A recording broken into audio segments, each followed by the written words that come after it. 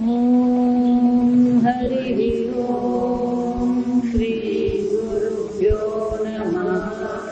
हरिः ॐ शन्नो मित्रः शं वरुणः शं नो भवत्वर्यमा शं इन्द्रो बृहस्पतिः शं नो विष्णुरुक्रमः।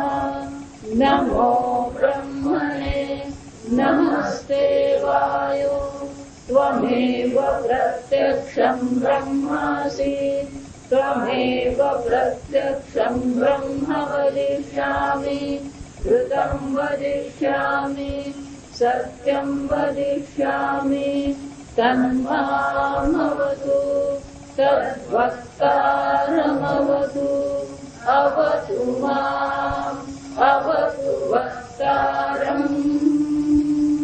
ॐ शान्ति शान्ति शान्तिः। ॐ भद्रं कर्णेभिः शृणुयाम देवाः भद्रं पश्येमाक्षभिर्यजत्राः स्थिरैरङ्गैः स्तुष्ट्वागुंसस्तनूभिः दशेम देवहितं यदायुः। स्वस्ति न इन्द्रो वृद्धश्रवाः स्वस्ति नः पूषा विश्ववेदाः स्वस्ति नस्तार्क्ष्यो अरिष्टनेमिः स्वस्ति नो बृहस्पतिर्ददातु। ॐ शान्ति शान्ति शान्तिः।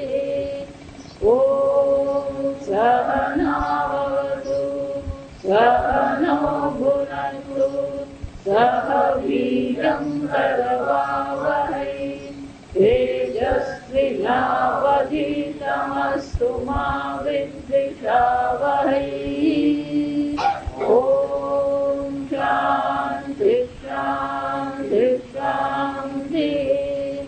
सदाशिवसमारम्भाम् शङ्कराचार्यमध्यमाम् अस्मदाचार्यपर्यन्ताम् वन्दे गुरुपरम्पराम्।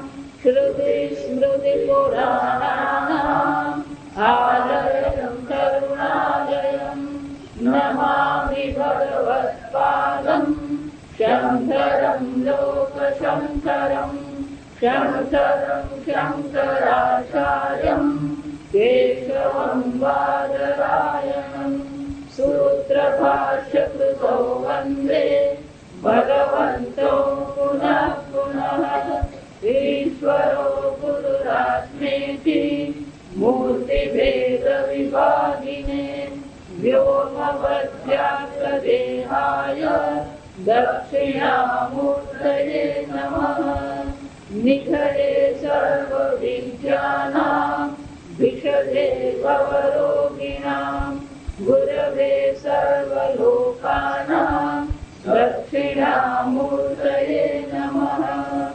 ॐ नमः प्रणवार्थाय शुद्धज्ञानेकमूर्तये निर्मलाय प्रशान्ताय दक्षिणामूर्तये नमः।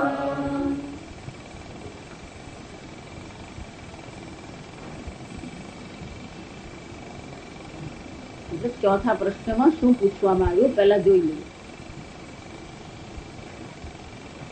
प्रश्न उपनिषद में 6 प्रश्न है, एमां 3 प्रश्न की चर्चा थई गई। एमां प्राण की उपासना आपणे दर्शाववामां आवी कि आ प्राण आ संपूर्ण जगत ने चेतनवंतु बनावी रह्युं।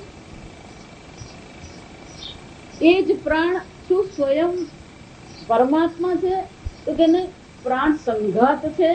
अनेक अंग उपांगनो बनेलू छे अने कोई पण वस्तु जे अंग उपांगनो बनेलू होय एने संस्कृतमां संघात कहेवामां आवे। आ जगतनी कोई पण वस्तु आपणे लईए ए बधी वस्तु केवी छे? संघात। आ पुष्प पण संघात छे। केम? एना पण अनेक अंग अने उपांग। आ शरीर संघात छे, आ पुस्तक पण संघात छे। અને એટલા માટે કીધું કે જો પ્રાણ પણ સંઘાત હોય ત્યાં સમજો સંઘાત એટલે કે જડ છે કેમ? કારણ કે એ અંગ ઉપાંગને ગોઠવવા પડે. આ ગુલાબનું ફૂલ છે એમ જયારે આપણે કહીએ તેમાં પાંદડી છે, પુકેસર છે, વજ્ર છે અને એની દાંડી છે. તો વિશેષ પ્રકારના આ અંગ ઉપાંગની જે વિશેષ ગોઠવણ છે, જો સમજો 3 પ્રશ્નમાં આટલી સ્પષ્ટતા આપણા મનમાં આવી જવી જોઈએ કે આ ગોઠવણ જે છે એ ગોઠવણનું નામ ગુલાબ છે, વસ્તુ ગુલાબ નથી. આ પ્રકારથી ગોઠવ્યું એટલા માટે એને શું કહેવામાં આવે? ગુલાબ કહેવામાં આવે. આ પ્રકારના રંગ, આ પ્રકારની પાંદડીઓ, આ પ્રકારના ગોઠવણને આપણે ગલગોટો કહીએ. ગાડી કોને કહેવાય? તો કે એનું એન્જિન હોય, એનું બોનેટ હોય, એને પૈંડા હોય, પણ એની પણ એક વિશેષ બુદ્ધિપૂર્વકની ગોઠવણ છે. આ સંપૂર્ણ જગતને આપણે જોઈએ તો એક વિશેષ પ્રકારની ગોઠવણ, જે ગોઠવણને આપણે નામ આપીએ. જો સમજજો, આ પુષ્પ જે છે, પુષ્પ એમ પણ કહીએ, એ પણ શું છે? એક ગોઠવણ છે. આમાં એને ગુલાબ કીધું અને ગલગોટો કીધું. જો સમજજો, આ પાંદડીને તમે ગુલાબ કહી શકો નહીં, આ દાંડીને ગુલાબ કહી શકો નહીં, આ વજ્રને ગુલાબ કહી શકો નહીં, આ પુકેસરને ગુલાબ કહી શકો નહીં. જો સમજો, જે વસ્તુ ગુલાબ નથી એ બધી વસ્તુ ગોઠવાઈને ગુલાબ કેવી રીતે બનાવી શકે? બનાવી શકે?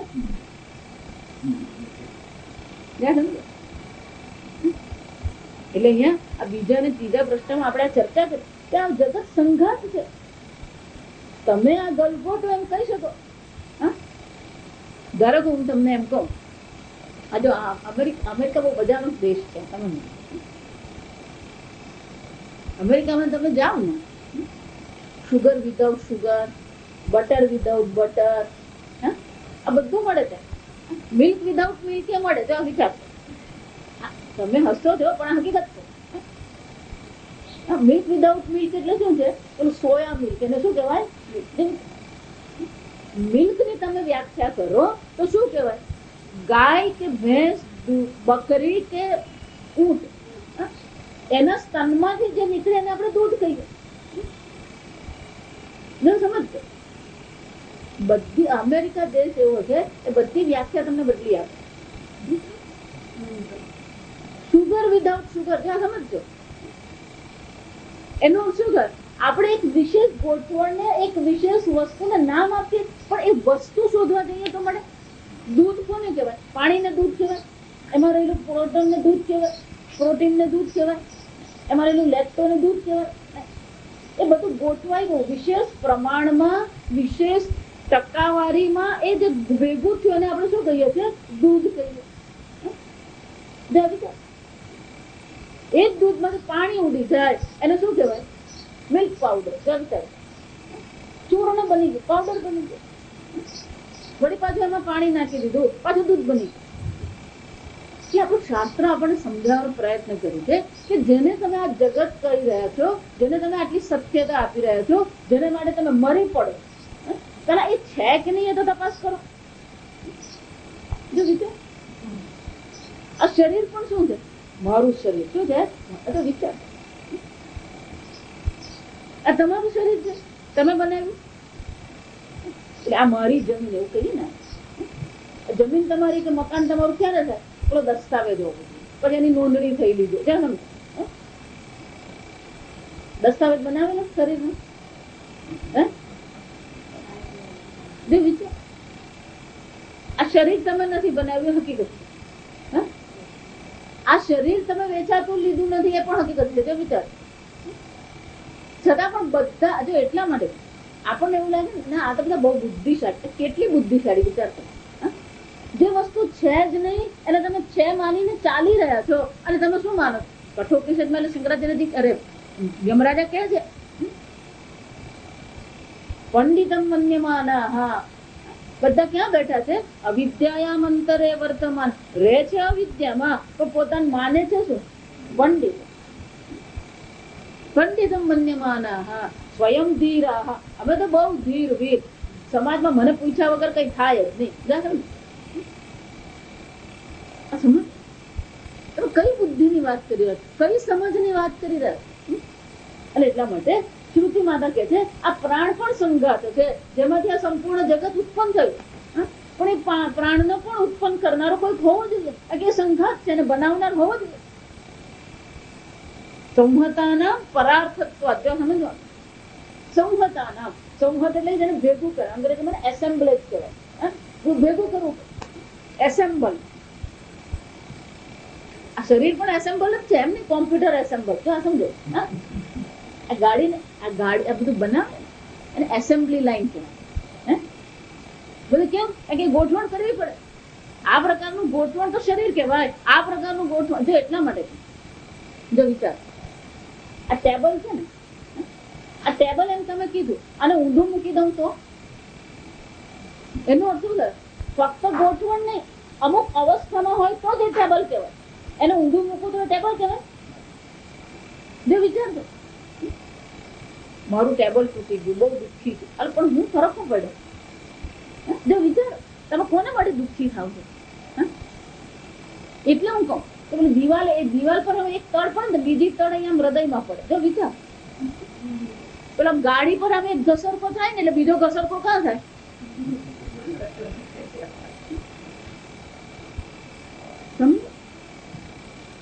આ બધું જ જો સંઘાત હોય, પ્રાણ માત્ર ને આ સંપૂર્ણ જગત સંઘાત હોય. સંહતાનામ પરાર્થત્વાત, આ સંપૂર્ણ સંઘાતને ઉત્પન્ન કરનાર, સમજો, બનાવનાર, ગોઠવનાર કેવો હોવો જોઈએ? પર હોવો જોઈએ, ચેતન હોવો જોઈએ.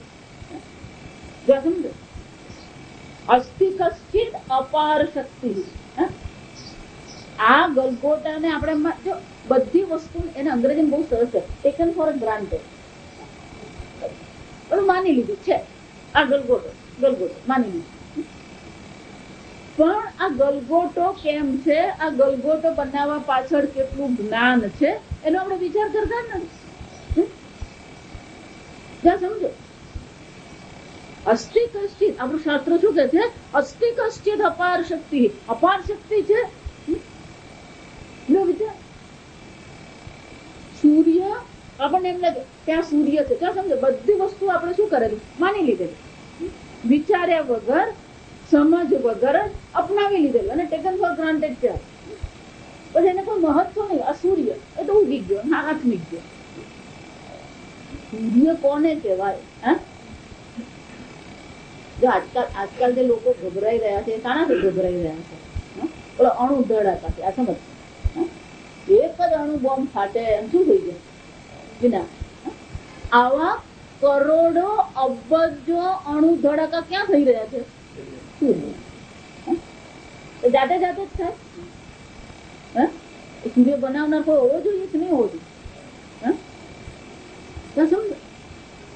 અને એટલા માટે પ્રશ્ન પૂછવામાં આવે કે આ જગત શામાંથી બનાવવામાં આવ્યું છે? કોણે બનાવ્યું છે? એ કોણ છે?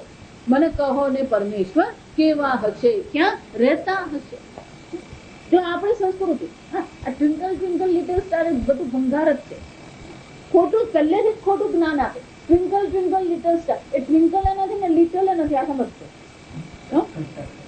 એટલે પહેલેથી જ તમે છોકરાઓને શું આપી રહ્યા છો? અને બધા મા બાપ પેલું ટ્વિંકલ ટ્વિંકલ ગાય ને એટલે જાણે તો હા હપ તૂટી પડે, બહુ ખુશ થઈ જાય. જો મારો છોકરો ટ્વિંકલ, અરે પણ તું હું શીખ્યો તો વિચાર કરી દેતો. વિચાર, ઊંડા તે મોજા ઉછાળીને ઘૂઘુ ગજવનાર કેવો હશે? મને કહો ને પરમેશ્વર કેવો? જો વિચાર, આપણી સંસ્કૃતિ આપણે ગુમાવી. એટલું સારું છે કે આ બધી મ્યુઝિક કંપનીઓ વાળા કંઈક આવા બધા ગીતોના બધા કેસેટ બહાર પાડતા રહે, શીખવતા રહે. બાકી સ્કૂલ વાળા તો આપણી સંસ્કૃતિને શું કરવા બેઠા? સફાદટ કરવા જ બેઠા. વિચાર, થોડોક વિચાર કરીએ તો આપણને ખબર પડે આ સૂર્ય બનાવનાર કોણ હશે? અણુ ધડાકા જાતે તો થાય ને. બે વસ્તુ છે, બનાવનાર પણ ચેતન છે, જેને માટે બનાવ્યું એ પણ કોણ છે? ચેતન જ છે. ગાડી બનાવનાર પણ ચેતન છે, જે વાપરી રહ્યો છે, જેનો ઉપયોગ કરી રહ્યો છે એ પણ કોણ છે? ચેતન છે. પરાર્થત્વ ચેતન માટે બનાવવામાં આવ્યું. બનાવનાર પણ ચેતન છે, જે ઉપયોગ કરનાર છે એ પણ ચેતન છે. અને એટલા માટે જો આ સંસ્કૃતમાં કેટલાક વાક્યો યાદ રાખીને, ઘટસ્થ કરતા ઘટજ્ઞ, ઘડા બનાવનારને ઘડા બનાવવાનું શું હોય? જ્ઞાન હોય અને સાથે સાથે બનાવવાની કુશળતા હોય. આ કુશળતા શબ્દ લાવવો પડે. શાસ્ત્ર તો ફક્ત જ્ઞાન એમ કે છે, પણ એમાં કુશળતા આવી જ જાય. કેમ? ધારો કે હું પેલું રસોઈ બનાવવાનું પુસ્તક વાંચી દઉં, આખું મોઢે થઈ ગયું, દાળ બને? એવું લાગતું ને બને તો બનાવી દઉં. પછી એને શું નામ આપવું ને વિચાર કરવો પડે. એનો અર્થ શું છે? એટલા માટે રોજ દાળ બનાવીએ, રોજ એક તપેલી, રોજ એ જ પાણી, રોજ એ જ મસાલાનો ડબ્બો, એ જ પ્રેશર કુકર, એ જ વ્યક્તિ, તો એક સરખી દાળ રોજ બને? હે?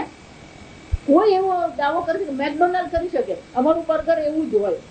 એવું એટલા માટે બનાવે કે અનેક પ્રકારના પ્રિઝર્વેટિવ ને કેમિકલ્સ નાખેલા. સમજતું? બિલકુલ કોઈ પણ પ્રકારના કેમિકલ કે પ્રિઝર્વેટિવ વગર તો મેકડોનાલ્ડ પણ બનાવે ને બર્ગર, તો એનું બર્ગર રોજ એક સરખું નહીં બને. એક સરખું બને છે એ શું પુરવાર કરે? એને શું નાખેલા છે? પેલો પ્રિઝર્વેટિવ નાખે, એક પ્રકારનો સ્વાદ લાવવા માટે એ સ્વાદના કેમિકલ નાખે. જો આપણે કઈ મળે? પેલા એસેન્સ મળે. જેમ એસેન્સ એટલે એની સુગંધ હોય, એની ફ્લેવર હોય, પણ એવી રીતે સ્વાદનો પણ હોય. એટલે આપણને એમ લાગે મેકડોનાલ્ડ વાળો બહુ બહુ સારો છે, એ તમારા પેટમાં ઝેર નાખી દે. સમજો? પેપ્સી, કોક, બર્ગર એક ખાલી અમેરિકા જ નહીં, આપણે ત્યાં જ્યાં બધી બિસ્કીટો બનીને આવે ને, આપણે કઈ બધા કે બહુ દૂધનો ધોઈલા નથી, બને એટલું તાજું જ બનાવી. જો એટલા માટે આપણું શાસ્ત્ર કે છે એક રાત રસોઈ કર્યા પછી કોઈ પણ વસ્તુને અગ્નિનો સ્પર્શ થયો હોય એને ભોજન કહેવામાં આવે. એક વાર અગ્નિનો એને સ્પર્શ થયો પછી એક રાત્રિ પછી એ વસ્તુ કેવી કહેવાય? યાતાયાતમ, વાસી કહેવાય. ગીતામાં ભગવાન કહે તામસિક ભોજન કોને કહેવાય? યાતાયાતમ. એક રાત્રિ ગઈ, યાતાયાતમ લખ્યું છે, એક રાત્રિ પસાર થાય તે વાસી. કેમ? નિયમ છે કુદરતી. ગોઠવણ છે તે ગોઠવણ ગમે ત્યારે ભાંગી પડે એવો નિયમ નથી, છેલ્લે સુધી જ પહોંચે. એક વાર અગ્નિનો સ્પર્શ થયો પછી એમાં વિકાર આવતા વાર નથી. સફરજન તમે 5 દિવસ મૂકી રાખો એ રહે ફ્રીજમાં, પણ એક વાર સફરજન ને બાફી નાખ્યું પછી એને શું થાય? બગડી જાય. આ બધી વસ્તુ શું પુરવાર કરે? આ ગોઠવણ છે, એ ગોઠવણનો નિયમ છે, એના પ્રમાણે જ ચાલે. પણ આ બધી ગોઠવણ કરવા માટે કોઈ ગોઠવણ કરનાર હોવો જોઈએ, જે જ્ઞાની સર્વજ્ઞ છે. ઘટસ્ય કરતા ઘટજ્ઞ. જો વાક્ય યાદ રાખવા, સર્વસ્ય કરતા સર્વજ્ઞ. ક્યાં ખોવાઈ ગયો? ઘટસ્ય કરતા ઘટજ્ઞ, સર્વસ્ય કરતા સર્વજ્ઞ. અને એટલા માટે પછી ઉત્તર આપવામાં આવ્યો, આત્મનઃ પ્રાણ જાયતે. આ પ્રાણ ક્યાંથી ઉત્પન્ન થયો? એ ચૈતન્ય સ્વરૂપ આત્મામાંથી. એ આત્મા છે તે સંપૂર્ણ જગતમાં વ્યાપ્ત છે. એ બ્રહ્મ સ્વરૂપ આત્મા જે છે એમાંથી જ આ જગતની ઉત્પત્તિ થાય, એમાં જ આ જગત રહે છે અને એમાં જ આ જગત વિલીન થઈ જાય. આમ આ 3 પ્રશ્નોમાં આ જગતને બનાવનાર એક અદ્વિતીય, અસંહત. આ બધી વસ્તુ સંહત છે, પણ જે બનાવનાર છે કેવો હોવો જોઈએ? અસંહત, નિત્ય, નિર્વિકારી. એ આત્મામાંથી આ જગત ઉત્પન્ન થયું. આમ આ નિર્ણય પર આપણે આવે. 4થા પ્રશ્નમાં પૂછવામાં આવ્યું, સૌરાયણી કાર્ય પ્રશ્ન પૂછે છે. એ 4થો પ્રશ્ન એ હવે વ્યક્તિની દ્રષ્ટિએ. અત્યાર સુધી જે ચર્ચા કરી કે આ પ્રાણ જે છે એ પ્રાણમાંથી જ આ જગત ઉત્પન્ન થયું, પ્રાણથી જ આ જગત ધબકી રહ્યું છે, અને એ પ્રાણ પણ સ્વયં સર્વજ્ઞ નથી, એ પ્રાણને પણ ઉત્પન્ન કરનાર આત્મા તત્વ. અને તત્પદ શોધન કહેવાય. સમજ, શાસ્ત્રમાં 2 વસ્તુ છે, એક ત્વમ તમે છો અને બીજું તત ઈશ્વર છે. હવે પ્રશ્ન શું છે, આ સૌર્યાયણી સૂર્ય, જો આ સૌર્યાયણી પણ બહુ સરસ છે, સમજજો. આપણે વ્યાખ્યા બધી જોઈ ગયા.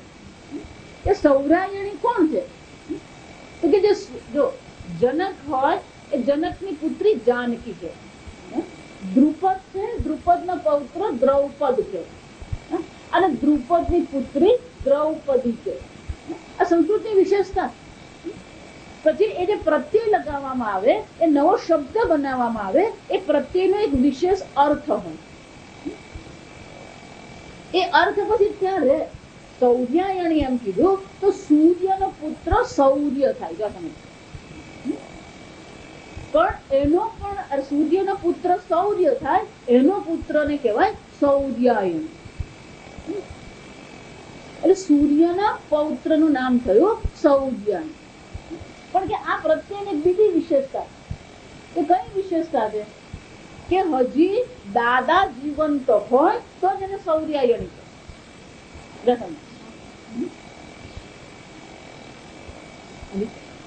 આ સૌરાયણી ગાર્ગ્ય ગર્ગ વંશમાં એ ઉત્પન્ન થયેલો છે. એ સૌર્યાયણી એ ગાર્ગ્ય શું કરે છે? આ ચોથો પ્રશ્ન પૂછે. ચોથા પ્રશ્નમાં શું પૂછવામાં આવ્યું? ચોથા પ્રશ્નમાં પૂછવામાં આવ્યું એ 5 પ્રશ્ન છે. જો ચોથા પ્રશ્નની અંતર્ગત 5 પ્રશ્ન છે. પહેલો પ્રશ્ન એ પૂછવામાં આવ્યો, કાની સ્વપંથી પુરુષે, આ શરીર પુરુષ એટલે કે આ સ્થૂળ શરીર છે, એમાં કોણ સૂઈ જાય? કાની એટલે કોણ કોણ સૂઈ જાય? કાની અસ્મિન જાગ્રતિ, કોણ કોણ જાગે છે? એ બહુ સુંદર પ્રશ્ન. કતરહ એવ દેશ સ્વપ્નાંતસ્યતિ. આપણી 3 અવસ્થા. ત્વમ પદ શોધન એટલે કે તમે હું જેને કહો છો એ હું વિશેનું જે વિશ્લેષણ છે એને અવસ્થાત્રય સાક્ષી છે.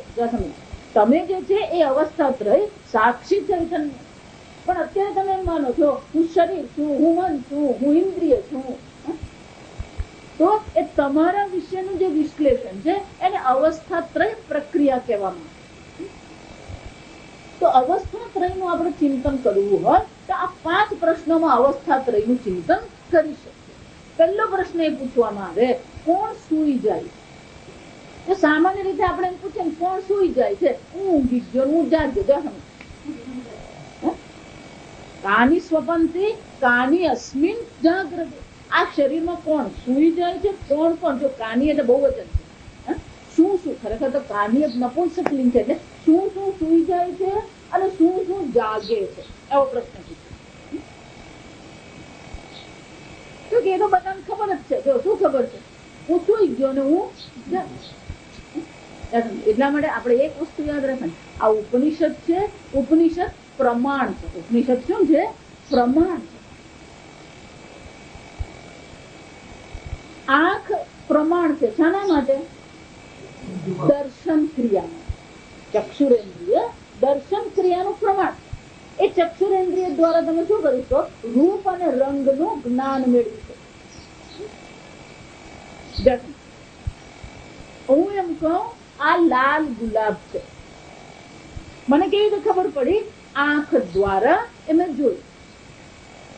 પ્રમાણની વિશેષતા ક્યાં કરી છે? જો આ પ્રમાણ શબ્દ આવે ને 3 વસ્તુ મનમાં આવી જ જવી જોઈએ. પ્રમાણનો વિષય જે છે, આંખથી જે હું જોઈ શકું, આંખથી જે હું જાણી શકું, એ અન્ય પ્રમાણ દ્વારા જાણી શકાય નહીં. એને અનધિગતમ છે. એને શું કહેવામાં આવે? અનધિગત. અનધિગતમ એટલે કે અન્ય પ્રમાણ દ્વારા તમે એને જાણી શકો. જો આ બધી વસ્તુ મનમાં ફિક્સ થઈ ગઈ છે, શબ્દો મનમાં આવી જ જવા જોઈએ. પ્રમાણ એમ કે એટલે 3 શબ્દ બીજા આવી જવા જોઈએ. એક અનધિગત, બીજું જે પ્રમાણ દ્વારા તમે જે જાણ્યું છે એને બીજા પ્રમાણ દ્વારા તમે નકારી શકો. તમે એમ કહી શકો ના પણ મારું કાન એમ કે છે, મારો કાન કે છે કે આ ગુલાબ નથી. માની શકીએ? કેમ? અબાધિતમ. કાન કર્ણેન્દ્રિય પ્રમાણ ચક્ષુરેન્દ્રિય પ્રમાણના વિષયને બાધિત કરી શકે, નકારી નહીં શકે.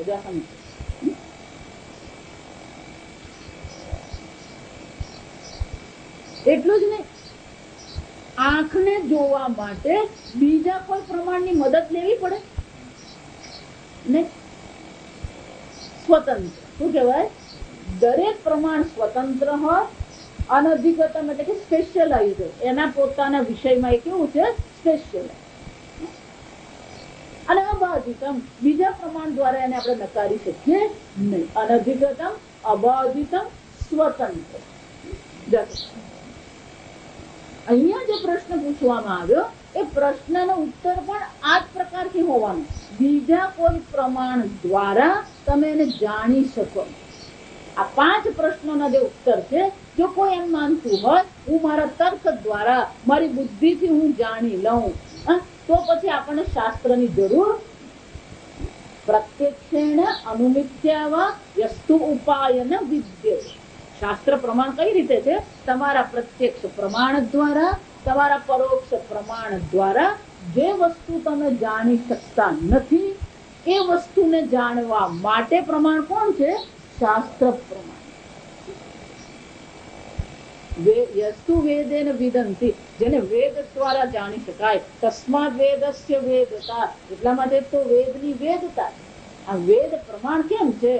વેદ પ્રમાણ જેની ચર્ચા કરે છે એની ચર્ચા તમને બીજે ક્યાંય જોવા મળે નહીં. આમ હંમેશા એક વસ્તુ ખ્યાલમાં રાખવાની, વેદ પ્રમાણ છે. ભગવાન ગીતામાં શું કહે છે? શાસ્ત્રમ તે પ્રમાણમાં. શાસ્ત્ર શું છે? ગ્રંથ નથી, શાસ્ત્ર પુસ્તક નથી, શાસ્ત્ર શબ્દ નથી. શાસ્ત્ર શું છે? પ્રમાણ. પ્રમાણ બુદ્ધિ પહેલી રહેવી જોઈએ. એટલે અહીંયા જયારે પ્રશ્ન પૂછવામાં આવે અને આપણા મનમાં જે ઉત્તર આવે છે એ ઉત્તર યોગ્ય ન હોવો જોઈએ, નહીં તો પછી એ પ્રશ્ન અહીંયા પૂછવાની જરૂર પડે. જો આપણને જો જવાબ ખબર હોય તો અહીંયા પ્રશ્ન પૂછવો નહીં. એનો શું થયો? આ સૌર્ય અને ગાર્ગ્ય જે છે, જો આ બધા સામાન્ય નતા, 6 જણ મહાન પંડિતો હતા. સૂર્યનો પૌત્ર હોય પછી એ સામાન્ય તો હોય જ. ગર્ગ મુનિ, જો ગર્ગ કોણ હતા? પુરાણ થોડુંક વાંચતા રહે, કંટાળો આવે ને વેદાંતમાં ત્યારે પુરાણ વાંચવાનું. ગર્ગ મુનિ કોણ હતા? નંદરાજના ગુરુ. શ્રી કૃષ્ણ ભગવાન નામકરણ પણ કોણે કર્યું? ગર્ગ મુનિ. કુલગુરુ કહેવાય. શું કહેવામાં આવે? કુલગુરુ. એ ગર્ગના વંશમાં જન્મેલા આ ગાર્ગ્ય છે. એટલે એમણે પોતાની રીતે પ્રશ્નો વિચારી લીધા હશે, એમણે પોતાની રીતે જાણવાનો પ્રયત્ન કરી લીધો હશે, પણ એમને ખબર પડી ગઈ અહીંયા મારી બુદ્ધિની મર્યાદા છે, અહીંયા આ જગતની મર્યાદા આવી જાય છે. અને એટલા માટે કે પીપલાદ મુનિને આ પ્રશ્ન પૂછી રહ્યા છે, કાની સ્વપંથી, કોણ સૂઈ જાય છે, શું શું સૂઈ જાય છે, શું શું જાગે છે આ શરીરમાં. એટલું જ નહીં, જ્યારે સ્વપ્ન જોવામાં આવે છે તો પ્રશ્ન કર્યો, કતરઃ એષઃ દેવઃ સ્વપ્નાન પશ્યતિ. આ જ્યારે સ્વપ્ન જોવામાં આવે છે તો સ્વપ્ન કોણ જુએ છે? કેમ? કે મારી આંખ તો બંધ થઈ ગઈ, મારા કાન બંધ થઈ ગયા. સુઈ ગયા પછી કઈ સંભળાય?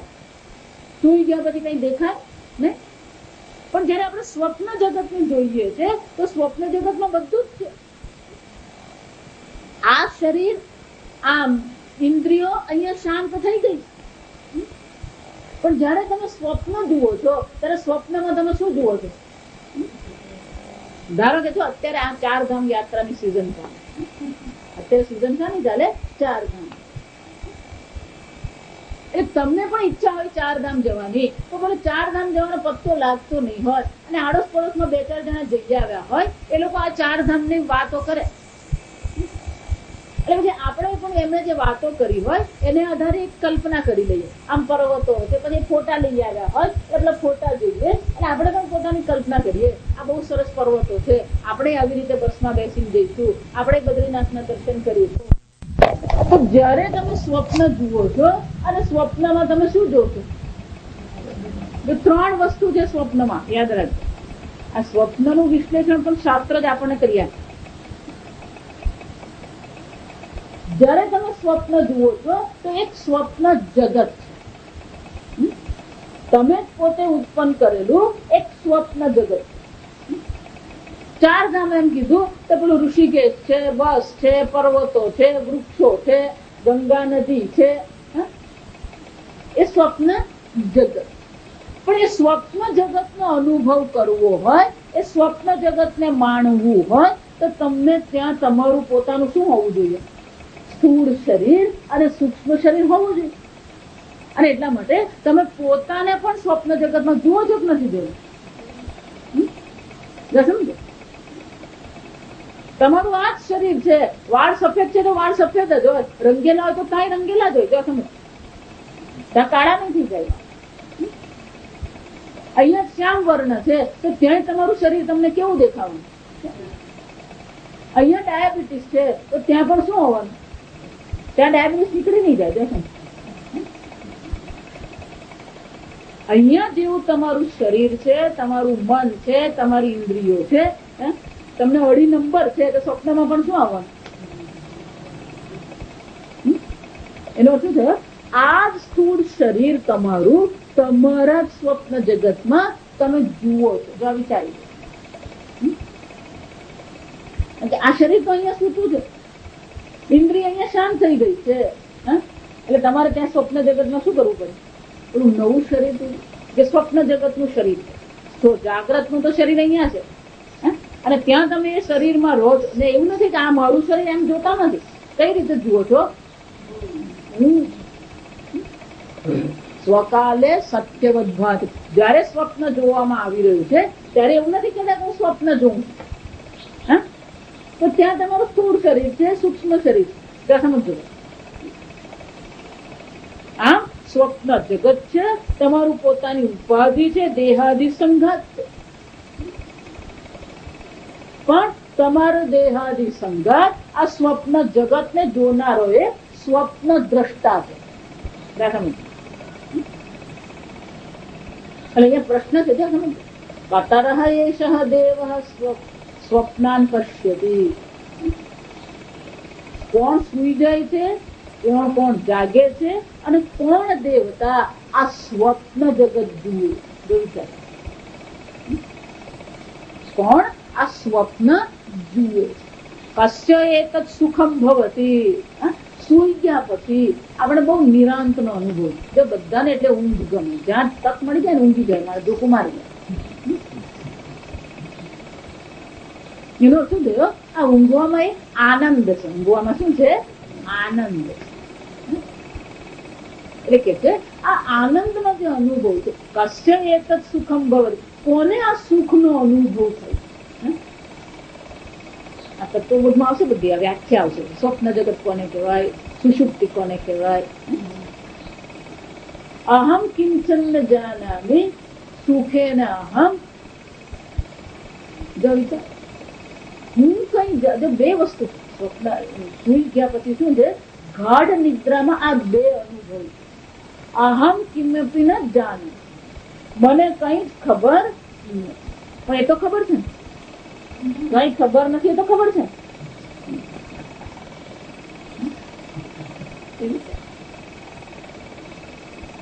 સુખે ન અહમ, બહુ નિરાંતે ઊંઘી. એટલે પ્રશ્ન કરે છે, સુખ નો અનુભવ કોણ કરે? જો તમે એમ કહેતા હોય તો હું સુઈ ગયો, તો પહેલા જ પ્રશ્નમાં શું પૂછ્યું? કોણ સુઈ જાય છે? જો તમે એમ જવાબ આપો તો હું સુઈ ગયો કે હું સુઈ ગઈ, તો પ્રશ્ન બીજો એ થાય, કસ્ય એતત સુખમ ભવતી. આ સુખ નો અનુભવ કોને થઈ રહ્યો? કોને આનંદ આવે? જેને સુખ નો અનુભવ ગાઢ નિદ્રામાં થઈ રહ્યો છે એ જાગતો હોવો જોઈએ કે સૂતો હોવો જોઈએ?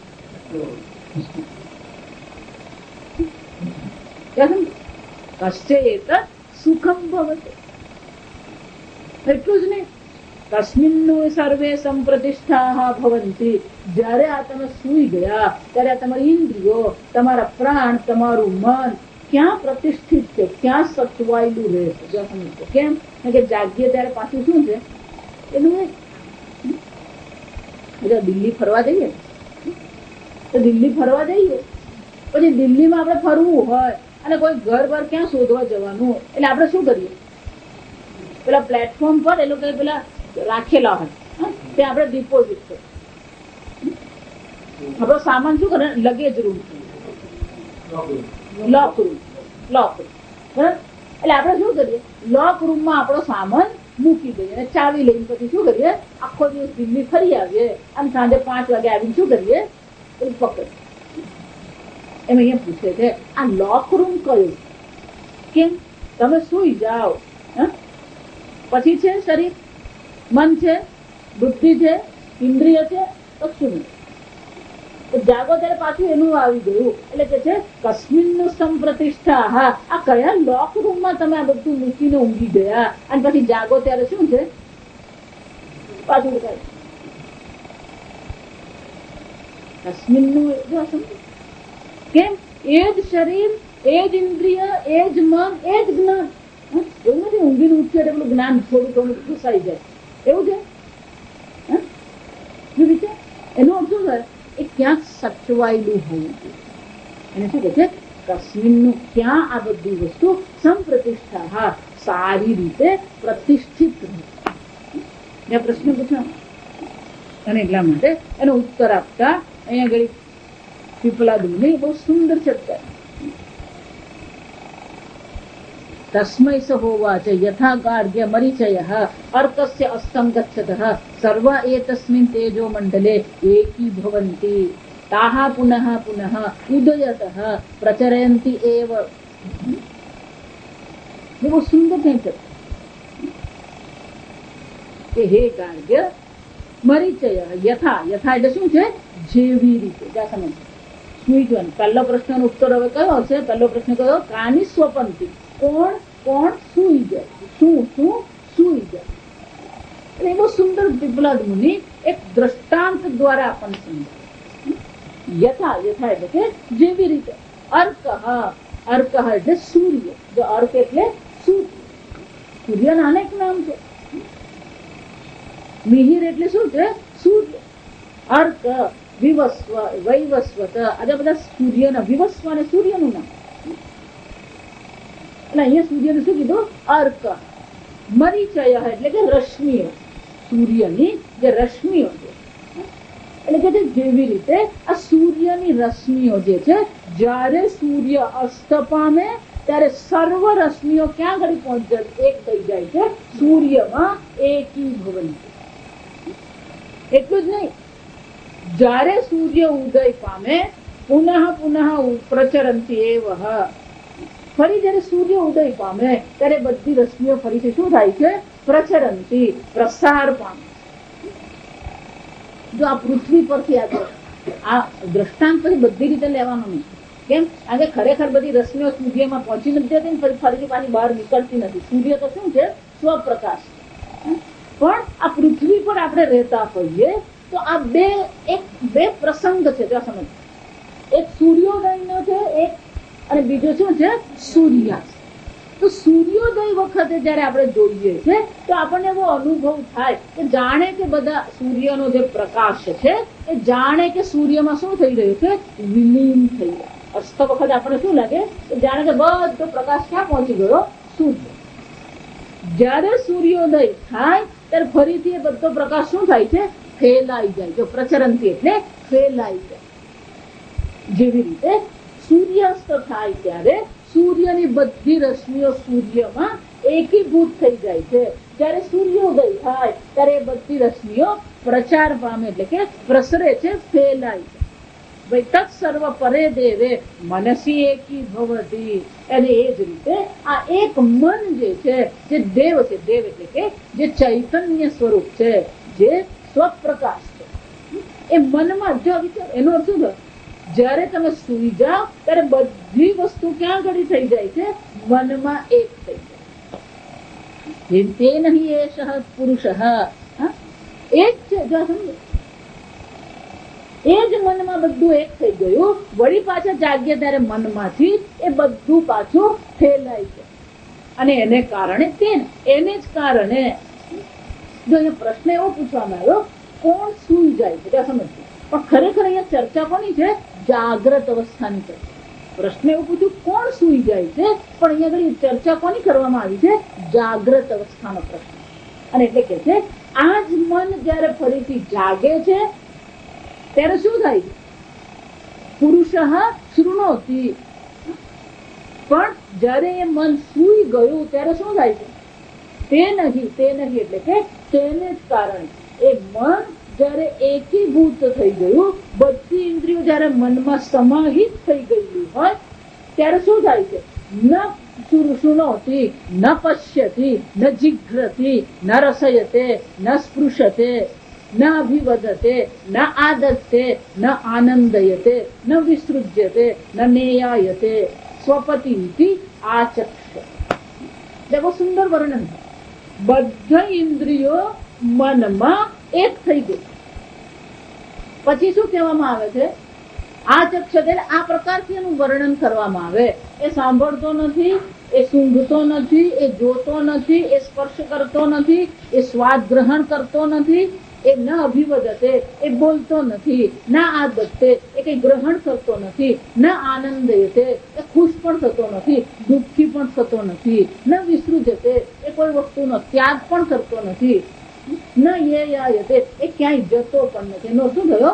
આ પાંચ જો ખરેખર છે ને તો 5 કર્મેન્દ્રિય ને 5 જ્ઞાનેન્દ્રિય છે.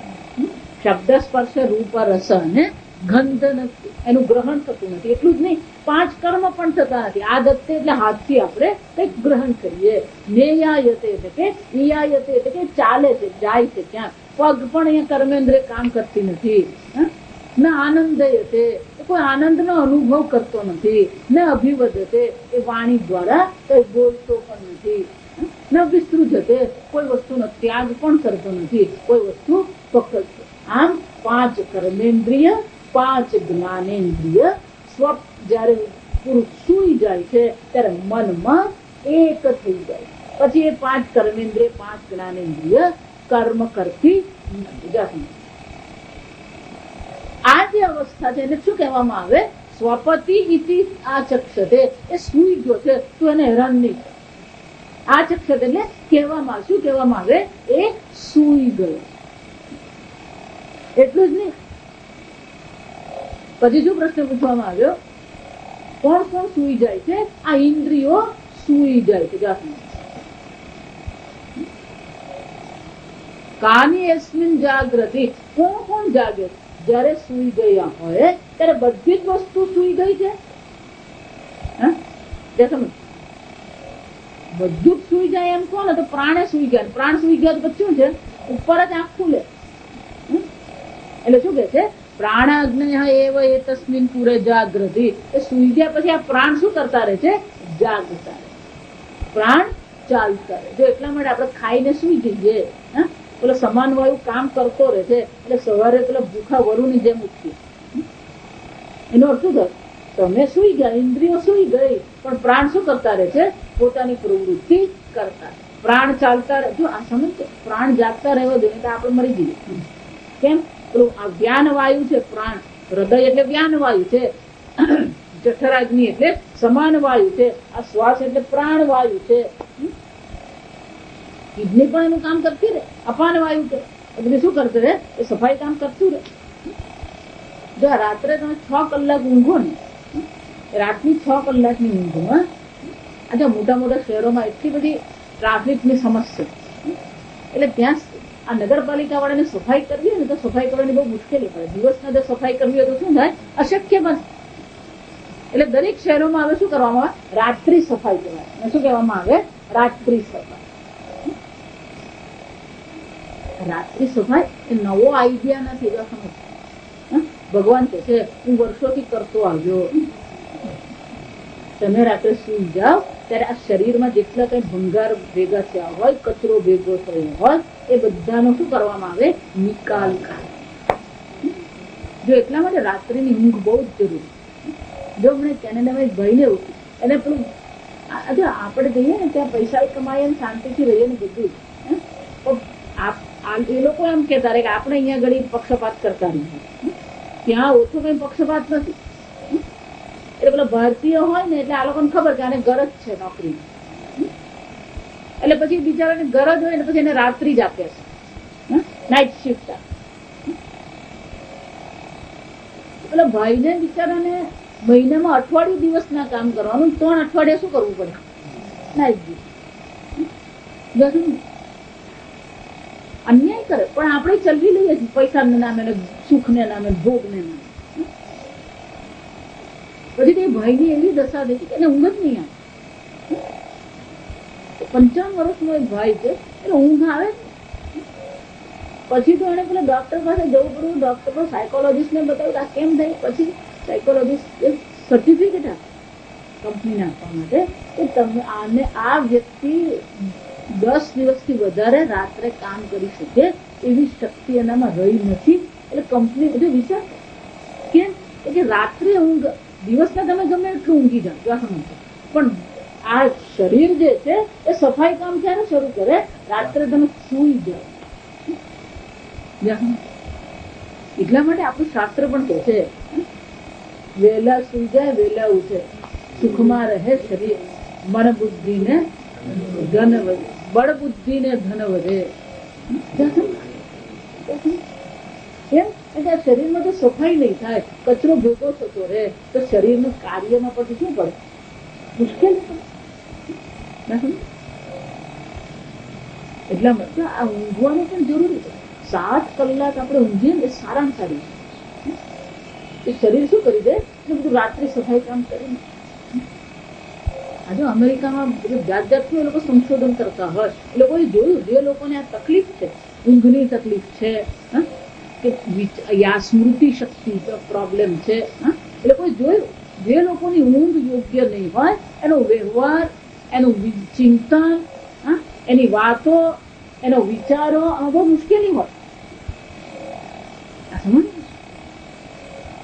વ્યવસ્થિત હું 6 કલાકની લઈ જ લેવાની નહીં. પણ હું તો તપશ્ચર્યા કરું એટલે 5 જ કલાક ઊંઘું. પછી શરીર બતાવ્યા કેમ? શરીરમાદ્ય ખલું ધર્મ સાધન. ધર્મ કરવો હોય કે મોક્ષ મેળવવું હોય, છેવટે સાધન તો શું છે? શરીર. તો શરીર જ તમારું સ્વસ્થ નહીં હોય. જો આપણે જે મંત્રમાં પણ આપણે શું કહીએ? ભદ્રમ કરણે વિષ્ણુયામ દેવા. ઇન્દ્ર આ મારા શરીરને સ્વસ્થ કરે. શ્રીરંગ આ બધા શરીરના અંગો પણ સ્થિર સ્વસ્થ રહે. આમ એ કહેવામાં આવી રહ્યું કે ભલે બધી ઇન્દ્રિયો સૂઈ ગઈ હોય, આ પ્રાણ શું કરતા છે? જાગે. એકસ્મિન જાગ્રતિ એકસ્મિન પૂરે. આ નગરી છે, શરીર રૂપી નગરીમાં પ્રાણ શું કરી રહ્યા છે?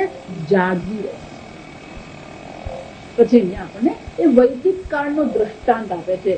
ગાર્હપત્ય એવ વા એષ અપાન. આ ગાર્હ, આ અપાન વાયુ છે. જો બધા વાયુ અહીંયા બતાવી દે, અપાન વાયુ છે જે અહીંયા ઘડી શું કરે છે? એ ગાર્હપત્ય જેવો છે. એટલું જ નહીં, વ્યાન, અન્વાહાર્ય પચન, આ વ્યાન વાયુ છે. ગાર્હપત્ય આપ્રણીયતે પ્રણયનાથ આહવનીય. આ પ્રાણ પણ છે અહીંયા ઘડી ચાલી રહ્યો છે. અપાન વાયુ છે, જ્ઞાન વાયુ છે. એ જ્ઞાન વાયુ શું કરે છે? ઉચ્છ્વાસ નિશ્વાસ એ તો આહુતિ સ્મમ નયતી. આ શ્વાસ અને ઉચ્છ્વાસની જે આહુતિ ચાલી રહી છે, જો સમજો શ્રુતિ માતા આ પ્રાણની જે પ્રક્રિયા ચાલી રહી છે એને યજ્ઞની સાથે સરખાવે. એનો અર્થ શું થયો? આ તમારા પ્રાણ ચાલે છે એ પણ યજ્ઞ સમાન છે. જો વિચાર, આહુતિ આપવામાં આવી રહી, પ્રાણની આહુતિ આપવામાં આવે, અપાનની આહુતિ આપવામાં આવે. પ્રાણ અને અપાનને જે સમમ નયતી સમાન, એ બેને જે સમાન કરનાર છે એ સમાન વાયુ છે. તમે જે ભોજન કરો, જો વિચાર, તમે ગોળ પાપડી ખાઓ, પૂરી ખાઓ, ભાખરી ખાઓ કે રોટલી ખાઓ, આ બધાને આ વાયુ જઠરાગ્નિ તો શું કરે? તમામ બધાને એ પેટમાં પછી ગોળ પાપડી નહીં હોય. જો તમે જીભ પર ગોળ પાપડી છે, આ જીભ પર ભાખરી કહેવાય, આ જીભ પર રોટલી કહેવાય. પણ આ કોણ છે? સમમ નય હતી. જો એટલા માટે આપણે ભારતીય ભોજનની જે વિશેષતા છે એ તમને ક્યાંય નહીં જોવા. એક જ ઘઉં લઈએ, એ ઘઉંમાંથી આપણે કેટલી વાનગી, આ તો ખાલી ગુજરાતની વાત કરું, પછી ગુજરાતની બહાર જાઓ તો પછી ઘણી વાનગી મળી જાય.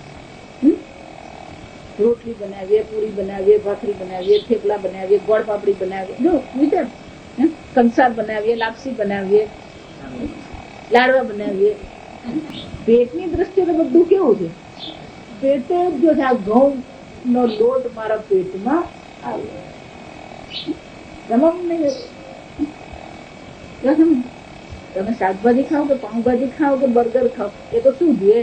આ શાક મારા પેટમાં આવે. સમમનયતિ સહ સમાન. અને એટલે કે છે આ પ્રકારથી પ્રાણવાયુ છે, અપાન વાયુ છે, વ્યાન વાયુ છે, સમાન વાયુ. એટલું જ નહીં, મનઃ વાવ યજમાન ઇષ્ટ ફલમ એવ ઉદાન. એટલે આ જે ચાલી રહી છે યજ્ઞ પ્રવૃત્તિ, જે યજ્ઞ કર્મ જે થઈ રહ્યો છે, એમાં યજમાન કોણ છે? આ મન યજમાન. યજમાન કોને કહેવામાં આવે? જે વિશેષ પ્રકારના ફળની ઈચ્છાથી યજ્ઞ કર્મ કરનાર છે એને શું કહેવામાં આવે? યજમાન કહેવાય. ત્યાં તો એ પોતે કર્યા છે, કરાવે. જો આપણે આગળ યજ્ઞ કરીએ તો પેલા સંકલ્પ કરાવવાનો. એ સંકલ્પ બ્રાહ્મણે નહીં કરવાનો. સંકલ્પ કોને કરવાનો હોય? યજમાને કરવાનો. તો કે આ જે પ્રાણ રૂપી આહુતિ ચાલી રહી છે, આ યજ્ઞ થઈ રહ્યો છે, એમાં યજમાન કોણ છે? તો કે મન યજમાન છે. કેમ મન યજમાન છે? ઇષ્ટફલમ એવ ઉદાન. અને આ જે ઇષ્ટફળ મળી રહ્યું છે, એ ઇષ્ટફળ શું છે એનું? તો ઉદાન વાયુ એનું ઇષ્ટફળ છે. એનમ યજમાનમ અહહ બ્રહ્મ ગમયતિ. જેના દ્વારા આ યજમાન જે મન જે છે એ રોજ બ્રહ્મને પ્રાપ્ત કરે. સમજ, રોજ રોજ તમે કોને પ્રાપ્ત કરો છો? બ્રહ્મ ગમયતિ. આ ઉદાન વાયુની વિશેષતા. ઉદ્ગચ્છતિ ઇતિ ઉદાન. ઉદાન વાયુ શું કરે? જો ચાર પ્રાણ પ્રવૃત્તિશીલ છે. પ્રાણ ચાલી રહ્યો છે, અપાનની એ સફાઈ થઈ રહી છે, સમાન પાચન કરી રહ્યો છે. વ્યાન વાયુ દ્વારા શું થાય છે? આ શરીરમાં લોહીનું ભ્રમણ થાય છે. આ ચેતાતંતુ જે છે એ પણ વ્યાનમાં આવી જાય. સમજો, એટલા માટે જો આપણે તો ગુજરાતી પેલું નસ ખસી ગઈ એમ કહીએ ને, તો નસ એટલે ખાલી લોહીની જ નસ નહીં. આ ચેતાતંતુઓને પણ આપણે શું કહીએ? નર્વસ સિસ્ટમ જે છે આખી, એ પણ વ્યાન વાયુમાં. જ્યાં ગતિ છે, જ્યાં પણ આ ઉદાન વાયુ શું કરે? એ ઉદાન વાયુ અત્યારે પ્રવૃત્તિશીલ નથી, ઓવોઇડ નહીં જોયું. એ ઉદાન વાયુ શું કરે છે? એ ઉદાન વાયુ આપણા કંઠમાં રહે છે. અરે કંઠમાં રહીને શું કરે છે? તો કે એક ગણતરી કરે. તો આપણું આયુષ્ય, શરીરનું આયુષ્ય આપણું વર્ષો ને દિવસોથી નથી. જો એટલે એના શ્વાસ ખૂટી પડે એવું કહીએ. ગુજરાતીમાં એવું કહ્યું, એના શ્વાસ શું છે? શ્વાસ ખૂટી પડે એનો અર્થ શું થયો? તમારા પ્રારબ્ધમાં વર્ષ, દિવસ, મહિનો નથી. તમારા પ્રારબ્ધમાં આટલા શ્વાસ છે. એ શ્વાસ ચાલતા રહે છે. પણ એ શ્વાસ, આટલા શ્વાસ ધારો કે એમ માનો કે તમારા પ્રારબ્ધ પ્રમાણે આટલા અબજો કરોડો તમારા શ્વાસ છે. પણ કોઈને ગણતરી કરવી પડે. કાઉન્ટ ડાઉન કહેવાય. શું કહેવાય? એટલે આ અપાર શક્તિ એમ જે ભગવાનને કહીએ ને, એ બધી જગ્યાએ અપાર શક્તિ આવીને ઉભી રહી જાય. સમજ, પ્રાણવાયુમાં પણ એમની અપાર શક્તિ જ પ્રગટ થઈ રહી છે. જ્ઞાન વાયુમાં પણ શું પ્રગટ થાય છે? એ ભગવાનની શક્તિ, ભગવાનનું જ્ઞાન પ્રગટ થઈ રહ્યું. એટલે ઉદાન વાયુ શું કરે છે? એ ઉદાન વાયુ કાઉન્ટિંગ કરે. એક શ્વાસ લીધો, કાઢ્યો એટલે શું છે? એક. બીજો શ્વાસ લીધો, કાઢ્યો એટલે શું છે? બે.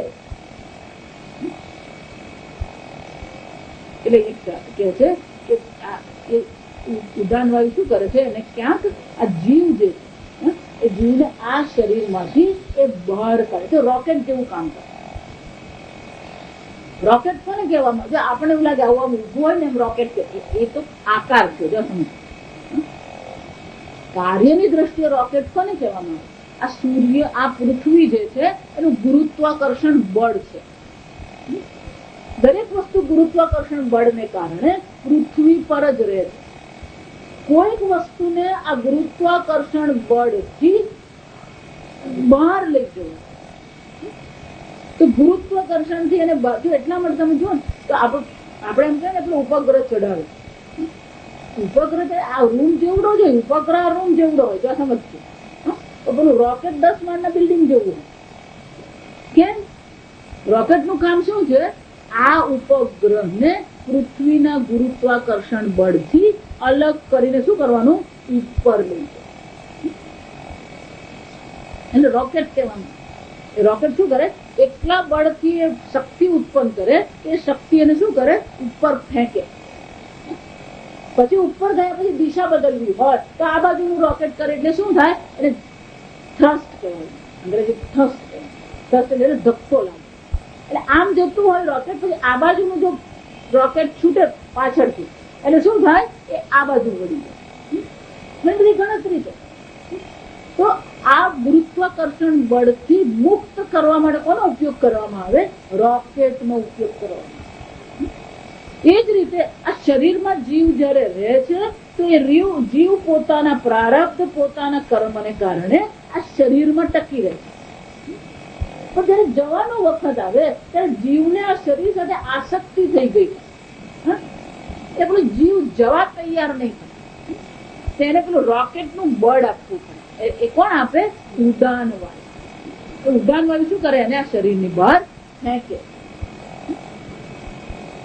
એટલા માટે થોડુંક જો સૂક્ષ્મ ચિંતન કરીએ ને તો આપણા ઉપનિષદમાં જેટલું જ્ઞાન ભરેલું છે એવું જ્ઞાન બીજું ક્યાંય નથી. તો ઉડાન વાયુનું કામ શું છે? ક્યાંક લઈ જવું એ કામ. એટલે અહીંયા છે આ ઉડાન વાયુ કોણ છે? બ્રહ્મ ગમયતી. તમને શું કરે છે? ગમન ક્રિયા કરનાર. સમાન એટલે સમાન કરનાર. એમ ઉદાન વાયુ શું છે? બહાર કાઢનાર છે, ક્યાંક લઈ જનાર છે. અને એટલે કે છે યજમાનમ અહાહ બ્રહ્મ ગમયતી.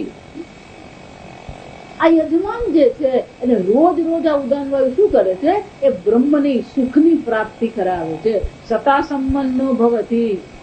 એ ક્યાં થઈ જાય છે? એ પોતાનામાં સ્થિર થઈ જાય. સ્થૂળ શરીર, સૂક્ષ્મ શરીરને છોડીને એ ક્યાં સ્થિર થઈ જાય છે? પોતાનામાં જ સ્થિર થઈ જાય. અને એટલા માટે કહે છે બ્રહ્મ ગમયતી. આમ પ્રાણ જાગે. જો આ બધી વિસ્તારથી આપણે ભાષ્ય જોઈ જ ગયા છે એટલે ખાલી હું અર્થ જ તમને બતાવું. સમજ?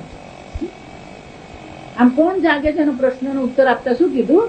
આ પ્રાણ જાગતા રહે છે, ઇન્દ્રિયો શું થઈ જાય છે? સૂઈ જાય. કતરહ એષઃ દેવઃ સ્વપ્નાન પશ્યતિ. આ સ્વપ્ન કોણ જુએ? કોણ જાગે છે? કોણ સૂઈ જાય? આ બધા સૂઈ ગયા પછી ફરીથી કોઈ જાગે છે. પૂર્ણ જાગતો નથી, અર્ધ જાગ્રત. કેમ? શરીર શાંત છે, ઇન્દ્રિય શાંત છે, પણ કોઈ જાગે છે અને પછી એ શું કરે છે? સ્વપ્ન જગતના દર્શન કરે. એટલે કે છે કતરહ દેવઃ સ્વપ્નાન પશ્યતિ.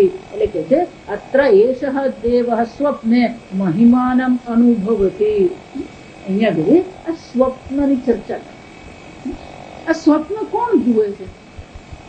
એટલે કે છે આ દેવ જે છે, આ મન રૂપી દેવ જે છે, જે જીવ જેને દેહાદિ સંગાત વાળો જે જીવ ભાવમાં બેઠેલો જે છે એ શું કરે છે? આ સ્વપ્ન જુએ. તો એ સ્વપ્ન કેવું છે? સ્વપ્નમાં એ શું જોશે? જે આપણને શું લાગે? સ્વપ્નને આપણે રેન્ડમ માનીએ. રેન્ડમ એટલે શું છે? અટકળ જ છે, ગમે તે દેખાય. ગમે તે દેખાય સ્વપ્નમાં. એટલે શ્રુતિમાં તો શું કે છે? યદ દ્રષ્ટમ યદ અદ્રષ્ટમ. જે જોવામાં આવ્યું છે દ્રષ્ટમ અદ્રષ્ટમ અનુપશ્યતિ, શ્રુતમ અશ્રુતમ અનુશૃણોતિ, દેશ દિગંતરશ્ચ પ્રત્યનુભવતમ પુનઃ પુનઃ પ્રત્યનુભવતી. જે જોયું છે અથવા આ જીવનમાં જે જોયું નથી, જો સમજ, એનો અર્થ નથી કે જોયું નથી, આ જીવનમાં નથી જોયું, પૂર્વ જન્મમાં આપણે સંસ્કાર લઈને આવે. શ્રુતમ આ જન્મમાં સાંભળ્યું હોય, અશ્રુતમ એટલે કે પૂર્વ જન્મમાં જે કઈ આપણે શ્રવણ કર્યું છે. દેશ દિગંતરશ્ચ પ્રત્યનુભૂતમ, અન્ય દેશોમાં જે પણ કઈ અનુભવો કરવામાં આવ્યા છે, પુનઃ પુનઃ પ્રતિ અનુભવતી. આ દેશમાં, આ શરીરમાં, અન્ય શરીરમાં જે પણ જોયું છે કે નથી જોયું, સાંભળ્યું છે કે નથી સાંભળ્યું, અનુભવ્યું છે કે નથી અનુભવ્યું, એ બધી વસ્તુ શું છે? પુનઃ પુનઃ પ્રતિ અનુભવતી. ફરી ફરી એ શું કરતો રહે છે? આ સ્વપ્નમાં એનો અનુભવ કરે. એટલું જ નહીં, દ્રષ્ટમ છે અદ્રષ્ટમ છે, શ્રુતમ છે અશ્રુતમ છે, અનુભૂતમ છે અનનુભૂતમ છે, સત્ય અસત્ય સર્વમ પશ્યતિ, સર્વ પશ્યતિ. આ વાક્ય બહુ મહત્વનું, ગઈ વખતે આપણે ચર્ચા કરેલી. સર્વમ પશ્યતિ એટલે કે એ સર્વના દર્શન કરે છે. પણ પછી શું કીધું? સર્વમ પશ્યતિ એટલે સર્વના દર્શન કરે છે, પણ સાથે શું કીધું? સર્વ પશ્યતિ. જ્યાં વિચારીએ સંસ્કૃત ભાષામાં આ વિસર્ગ છે એટલે પ્રથમા વિભક્તિ. સર્વ પશ્યતિ, સર્વમ પશ્ય. સર્વમ એટલે વિષય થઈ ગયો. સર્વમ પશ્યતિ. એટલે મેં આગળ તમને કીધું કે સ્વપ્નમાં 3 વસ્તુ છે. એક સ્વપ્ન જગત છે. સ્વપ્ન જગતની અંતર્ગત તમારું સ્થૂળ સૂક્ષ્મ મન બુદ્ધિ બધું શરીર છે. દેહાદિ સંઘાત તમારો પોતાનો.